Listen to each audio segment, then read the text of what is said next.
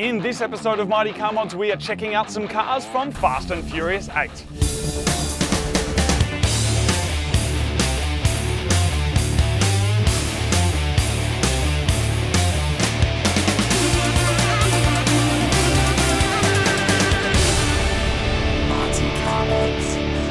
Hey guys, good to see you, man. Great to see really you. great to see you, mate. How's it going, man? How you guys doing? We're great. Thanks so much for having us to your workshop. Thanks for coming back. We were so excited last time to check out the cars from Fast and Furious 7. Right And so to get invited back again to check out what you've been building for 8 is awesome. So Love having you guys here. what do you got for us? Let's take a look. The first thing we're approaching is fairly exciting for me. I know you guys like Subarus. We do like so, a Subaru so we're going to start with that. A BRZ or BRZ, depending what part of the world you're from. Can you tell us a little bit about this one? This is a one of our BRZs. It's featured in the New York sequence of the latest Fast and Furious movie. Yep. And you know, it's a great car. It's one of those cars that, as I've said before, they make my life easy. You know, we can basically the car gets dropped off by Subaru. We bolt on a body kit, put on our typical, you know, rally car quality roll cage, race seats, belts, the always important slide brake. Oh yeah, cool. Critical. Yep. A better locking differential. Yep. And that's really about it, other than some computer tweaking, you know, a little more power. We deactivate, you know, all the unnecessaries like traction control, ABS, airbags. Yep. And boom, we're done, you know? So it's essentially set up kind of like a drift car would be, like for lots of stuff It really going sideways? is. Yeah, it really is. And I mean, you know, these cars are kind of almost like a perfect drift car from the factory, so you don't really have to do that much to it. Yeah.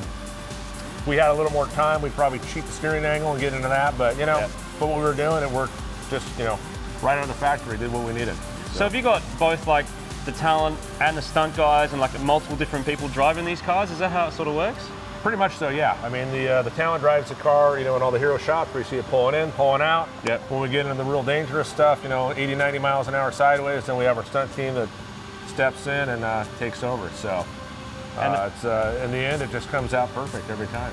Are there any challenges? Do you need multiple of them for a car like this, or how do you sort of We work always that? do, yeah. This is one of 4. And actually the BRZ did very, very well. This is one of those rare occasions where 75% actually survives. So Is that a good ratio? That's a very good ratio. For us, I mean, you know, usually 25% survive, so the Subarus fared very well. How is this sort of different from the WRXs and the other turbo stuff that you've had in the past? Was it much different for the guys to work on? Not really. I mean, primarily, you know, it's a totally different platform, obviously. You know, the two-wheel drive versus the all-wheel drive, but we have WRXs in the movie as well. They're not here today. They're still on their way back. Yep. But we went through, you know, several WRXs on a sequence that was all shot on ice. So that was, you know, the right environment for the WRX. Yeah. The streets of New York were the right environment for the BRZ. So, and they actually didn't fare as well as Survival. Yeah. But you know, they were put through an awful lot more. How long does it take you to make something like this, to put it together? Like, are you under pressure to take it from factory to fully modified in a short amount of time? This one's pretty easy. I mean, basically what we do with this car, it comes in, we strip everything off. It's going to be, you know, thrown in the dumpster. We run the car to special effects, which work usually on this side of my building. They basically get the roll cage going for us. My crew gets it back. They, you know, do the modifications, the brakes, fuel cell. Junior, our body guy, steps in, puts the body kit on. That takes, you know, probably a day. Paints another day. Brad Kelly gets the wheels and tires going, and you know, we're done. So I would say 5 days. You know, from delivery to film ready, this car's good to go. You know, I mean, I always have a pretty good idea of what I want and what I want to do. I love the wide body kits. It just, you know, kind of goes to the whole Fast and Furious theme, much more aggressive. So is it pretty much stock under the bonnet, these ones? They're just with a bit of tuning? It really is, you know. And that's I enough mean, to get them sideways. That's pretty cool. For what we were doing, it's really tight. You know, when you see the film, it's all tight streets, up and down alleys. We didn't need to go 140 miles an hour. You don't need 500 horsepower for that. No, I mean, it just had to be nimble and quick and slide well, and so we didn't have to do, you know, much in the mechanical department at all. And so that's also something that you guys will build to order as well. Like if someone says, I need to go sideways at 200, I need to like be doing if we were doing, you know, for instance, going back to say Tokyo Drift, where we had, you know, Tanner Faust and Samuel Hubinette, and we were going down Lower Grant at 100 miles an hour sideways. That required, you know, 700, 800 horsepower out of, you know, Datsun 350Zs. So, like I said, it just depends on what we're doing, where we're going, and also how much time we have. So Dennis, this looks incredible. Can you tell us the story of this Corvette? Yeah, basically this is Letty's car. Once again in New York, plays with the BRZ. Basically they get to pick their cars out of the most amazing warehouse you've ever seen. It has everything you can imagine from, you know, IMSA race cars to Bentleys to, you know, offshore race boats. You know, so anyways, this is what Letty wants to drive. It's a 1966 Corvette. Was this a barn find? By the looks of kind of this and by the looks of this, it looks like a barn find. It was. This one was definitely extremely rough. I think it's been sitting for 20 years, and I mean, this is kind of odd, but it was rusted. Now, people say, Corvette can't rust, but there actually is, right? But there actually is metal in certain places in the bed, and everywhere there was metal in this car, it was falling apart. So we had to actually restructure a lot of areas of the vehicle just to hold the fiberglass up. But you know, once again, that's kind of what we like to do. You know, it's just that we don't feel as bad when it gets wrecked. This car is an original 300 horse 327 car. This is a 400 horsepower Chevy crate motor, which is, you know, it's brand new. It comes in a box. It's reliable. It's, you know, has no problems. This car is a factory 4-speed car. A lot of stunt guys for different gags actually want an automatic, so I won't say it's an automatic. You still have to shift it, but the clutch pedal goes away. So that's about it for mechanical modifications, with the exception of the Willwood brake kit. Yep. Once again, we put a real, an upgraded differential in it. Much tighter posi, you know, always spins both tires, critical, and power steering. This was a manual steering car, so we had power steering. Oh, and we added power brakes. Okay. So just to make the stunt guys happy, you know, easy to drive, easy to stunt, easy to slide, very easy. I mean, it doesn't get any more basic than a 60s, you know, muscle car. So, I mean, this job here, this car actually came with no motor, but I mean, if it did arrive with an engine, it would take them, I'd say 8 hours, pull the old motor out, put this motor in, fire it up, and go drive it down the road. Close all the doors, close that up, mask it up, paint it, off you go. We don't bother painting the door jambs, we don't paint under the hood, and there was a little more than paint on this one. Obviously, this car looks a lot more aggressive than the typical Vette. It's about 6 inches wider on each side. This is a... I was going to say, the back is, it's so wide out the back. Yeah, that's what really makes the car look cool. This is basically a copy of a friend of mine, Brian Hobaugh, who built an autocross car just like this. We basically vinyl wrapped his car and made a mold off of his front fenders and his quarter panels. Oh, wow. And then built our own that we basically just, you know, attached to the existing Corvette body. Yeah. So it made the process, you know, pretty easy to have something to go off of, so we weren't hand forming them like we've done in a lot of other cars. You know, we'll have a guy just sit here, a little bit more here, a little bit less there. This time we knew the car looked great, we could copy what he did, attach it to our vehicle, and down the road we go. Do you always drive the cars yourself first and do a big burnout in them to make sure they're actually all right? That's one of my favorite things. I believe me, I do love to drive every car, do a big burnout before they load them, but on this movie, man, we were... You did a lot of burnouts. We did a lot of burnouts, but I can't say that I did every single car because we were spread so thin. A lot of cars were getting finished in different countries and everything else. But how many cars were you working on for this film? I mean, I would say we, you know, probably built 300 cars out of this shop in a 5-6 month period. So it's unbelievable. Which is more than 7, right? We definitely use. I actually haven't even tallied up the grand number yet, but we definitely went through more cars than any movie previously. You know, amazing. I mean, it was. Just the when you see the New York sequence, that accounts for 200-300 cars right there that just get destroyed. You know, so it's wow, a whole new level of destruction. So Dennis, this car is eye-catching, not for what it's got, but for what it's missing. Can you tell me a bit about what it is? Yeah, this is basically a 51 Chevy. This is a car that Dom races through the streets of Cuba. Mm-hmm. So a little backstory on it. The race is set up. Dom is, massively out-vehicled. The car he's racing is the fastest car on the island.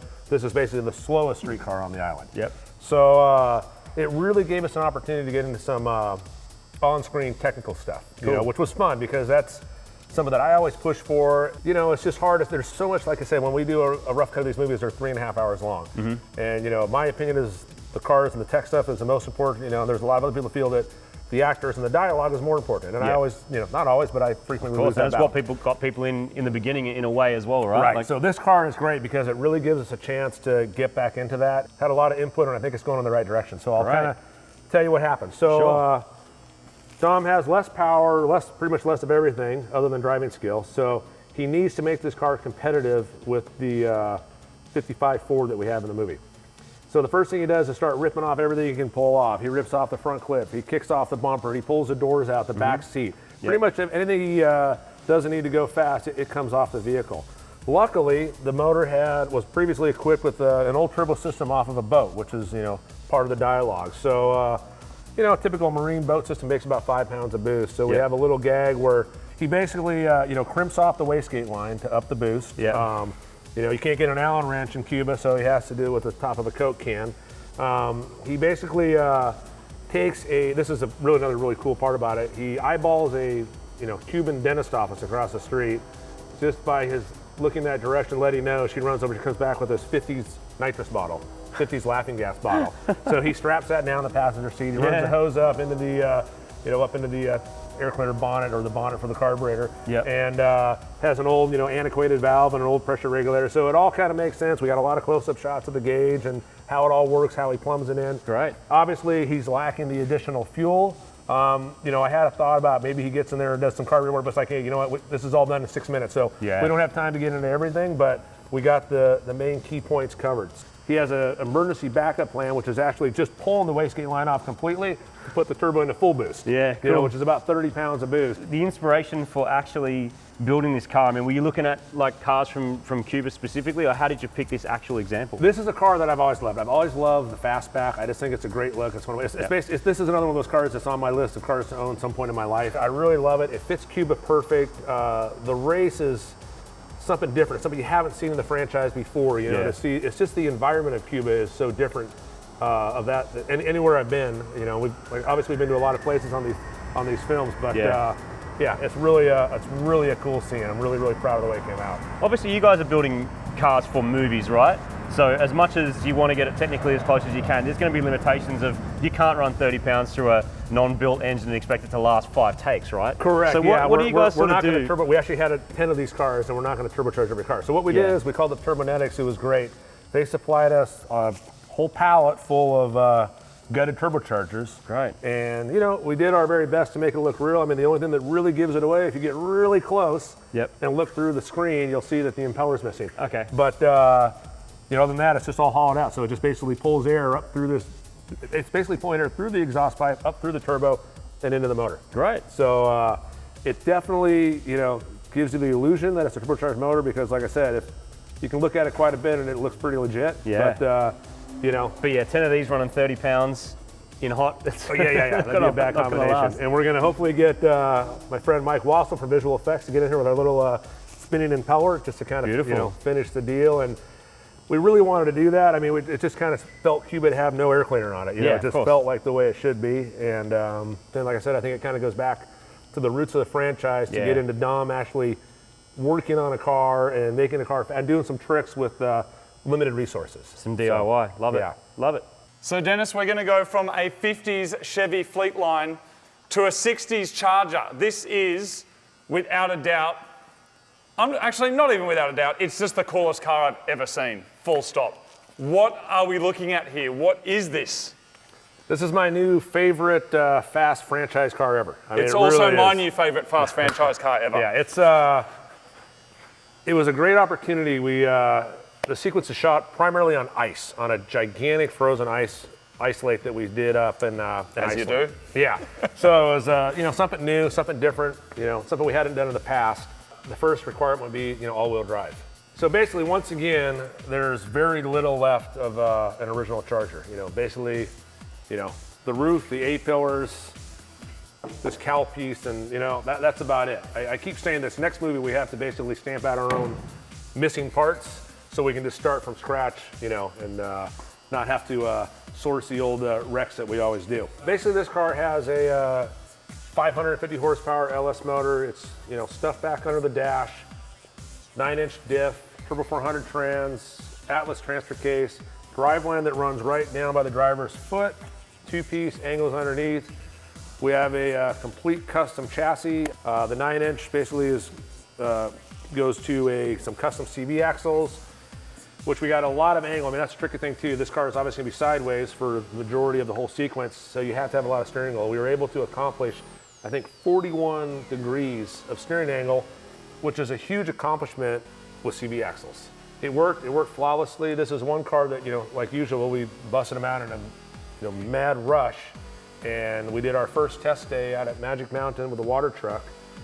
And I literally went out there, hopped in, you know, the first car and took it out there in 2-wheel drive, felt great, brought it back, put it into 4-wheel drive, and it was just, like I had my crew out there, the tools, all the equipment, and I said, man, there's just nothing to do. The car works perfect. I mean, it has Amazing. a wickedly fast steering ratio. I mean, you literally can go lock to lock, you know, in less than a turn. Wow. And it is just an absolute blast to drive. It's like an 18-inch wide tire. So, I mean, it's a massive tire. Yeah, man, the cars were amazing. And the four-wheel drive was so incredible. I mean, this car just completely sideways, and then he'll just, you know, pull out of it and make another corner. It's just so drivable. And like I said, it's a car that even the stunt guys that drove it said, man, we don't want to get out of this thing. You know, it's just, we put a heater in it, put a defroster in it. You made it a nice place for the stunt crew, which they're not used to. We had the spot for the cup holder. We never quite got to the cup holder, but you know, it was on our list. But you know, if this is the vehicle that stunt drivers want to stay in, what do you think is the number one kind of vehicle that they just want to get out of? Well, we have a lot of those. Yeah. In Iceland, any car that didn't have a heater or defroster, they wanted to get out of. You know, so you know, once again, we always try to get all those amenities in the vehicle, but a lot of times we just there's no time. You know, so it's like, sorry guys, so they're driving some old junk Jeep that's, you know, fogging up, you know, it's some Russian military Jeep that's just, you know, can't see, you're freezing, they're shaking, you know, so yeah, there were some cars that were a little grim, but this was definitely one of the nice ones to be in out there. What will happen to this car after Fast and Furious 8 has come out? Will it go to a museum? Will it stay somewhere? Will you send it to Australia for Marty and I? There you go, yeah, you guys need one down there. Yeah, it's ours? Sure. It's done? I know. It's done, yeah, we need to get this to you. Amazing. But yeah, fun car to drive. If you want, let's take a look under the hood. Absolutely. I have to apologize in advance because this car has, you know, been across the ocean a couple times and it is rusted beyond the belief. One of the other things that we had to cut out was, you know, like clear cutting the frame of the components because we just don't have time. So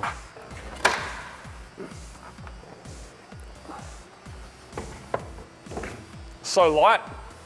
Yeah, this the front fenders, the hood were built by a company called Speedcore.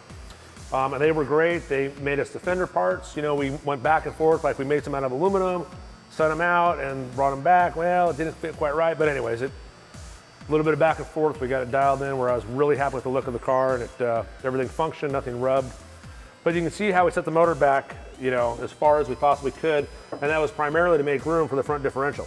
Yeah, right. So, which unfortunately eliminated the need for a passenger seat, you know, so it just, I won't say eliminated the need, it eliminated the option of having a passenger seat. And we had to make the car this wide just to get all the stuff underneath it, you know. If you can see, if you brought it all in, everything starts colliding, so. Yeah.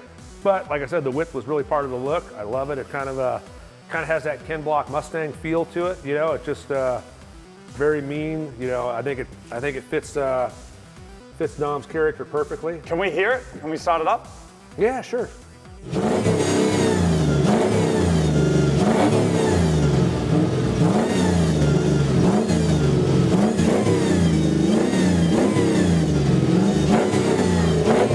Another LS3 crate motor, you know, turbo 400, you know, 2500 stall converter, 486 gear ratio. Yep. That's the biggest problem with this car though, which is why the drag strip would be tough because the tires are about a ½ inch difference. Okay. So it starts to bind up. So basically, anytime it was on pavement, we were just in two-wheel drive, and then you can see the levers back there, and then we just click it in 4x as soon as they got into the snow or the ice.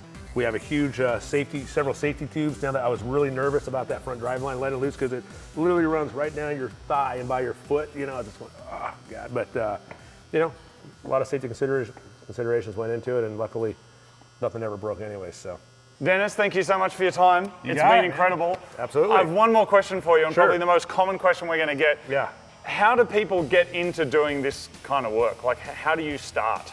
You know, well, it just starts with having some knowledge of cars. You have to have, well, one, the passion for it, you know, otherwise you're looking the wrong direction. And you have to have some mechanical skills.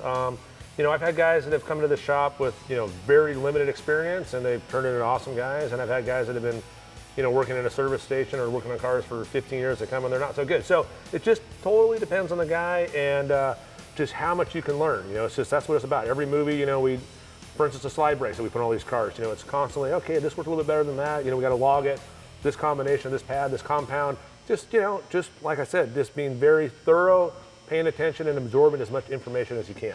Okay, that's a great tip. Well, I was thinking maybe Marty and I, if you're open to it, I don't know, one day maybe we could build a car with you for the film. I might be overstepping the mark, but you know. You know, I mean, we could do that, but you have to have a car though. So, well, it's funny that you say that because we've actually already bought a car and it's just been delivered and it's sitting out there. So I was thinking maybe today, as in right now, we can build a Fast and Furious car. Man, you guys don't mess around, do you? You in? Always. Let's do this. Let's take a look. Let's see what you got. It's terrible, of course, but that's all we could afford. So this could be for a character in the franchise that had very little money and very poor taste.